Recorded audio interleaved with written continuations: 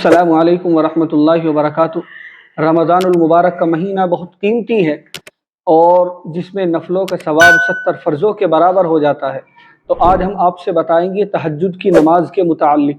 इस महीने में तहज्जुद की नमाज पढ़ना आम दिनों के मुकाबले में और आसान हो जाता है, इसलिए कि हम और आप रोज़ा रखते हैं तो सहरी में जब उठते हैं तो अगर उस उठने से कुछ देर पहले उठ जाए और फिर तहज्जुद की नमाज़ पढ़े तो मज़ा ही इबादत का कुछ और है। और हमें तहज्जुद की नमाज़ पढ़नी भी चाहिए, इसलिए कि तहज्जुद की फजीलत बहुत ज़्यादा है। और ये समझ लीजिए कि फ़र्ज़ नमाज के बाद नफलों में सबसे ज़्यादा जो फजीलत वाली नफल नमाज है वो तहज्जुद की नमाज है। हुज़ूर अकरम सल्लल्लाहु अलैहि वसल्लम ने फरमाया कि फ़र्ज़ नमाज के बाद नफल में सबसे ज़्यादा फजीलत वाली जो नमाज है वो तहज्जुद की नफल नमाज है। तो हम जो है तहज्जुद में सहरी में जब उठते हैं उससे कुछ वक्त पहले उठ जाए और तहज्जुद की नमाज ज़रूर पढ़े।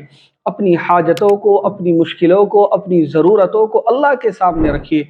और फिर इस महीने में अल्लाह तबारक व तआला फ़र्ज़ों का सवाब 70 फ़र्ज़ों के बराबर कर देता है और नफल का सवाब फ़र्ज़ के बराबर कर देता है।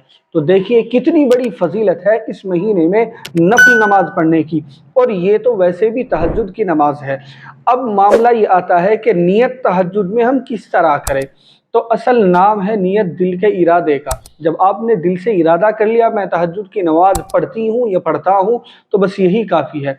लेकिन अगर आप ज़बान से भी कहना चाहते हैं, आपको तसल्ली तब मिलेगी जब आप ज़बान से कह लेंगे। तो आप ज़बान से भी कह सकते हैं कि मैं नियत करता हूँ 2 रकात नमाज तहज्जुद। ये 4 रकात की आप नियत करना चाहते हैं, मैं नियत करता हूँ 2 रकात नमाज तहज्जुद की वास्ते अल्लाह ताला के। इस तरह भी सिर्फ नफल का जिक्र करना, ये कहना कोई ज़रूरी नहीं है और असल ज़बान से भी कहना कोई ज़रूरी नहीं है। नियत नाम है दिल के इरादे का। और अब हम कितनी रकातें पढ़ें? कम अज़ कम 2 रकातें और ज़्यादा से ज़्यादा 8 रकातें।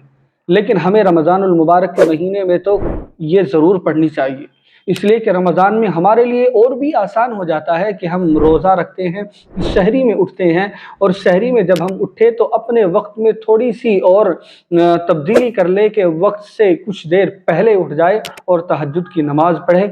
आप पाबंदी से पढ़िए और अल्लाह के सामने दुआ कीजिए, अपनी हाजतों को रखिए, अपनी मुश्किलों को रखिए। इंशाअल्लाह अल्लाह की मदद आपके लिए शामिल हाल होगी, अल्लाह की रहमतें आप पर निछावर होगी। तो हम सब मिलकर तहज्जुद की पाबंदी करें। मुझे उम्मीद है कि मेरी ये कही गई कुछ बातें आपकी समझ में आ गई होगी। हमारी आप इस क्लिप को ज़रूर शेयर कीजिए।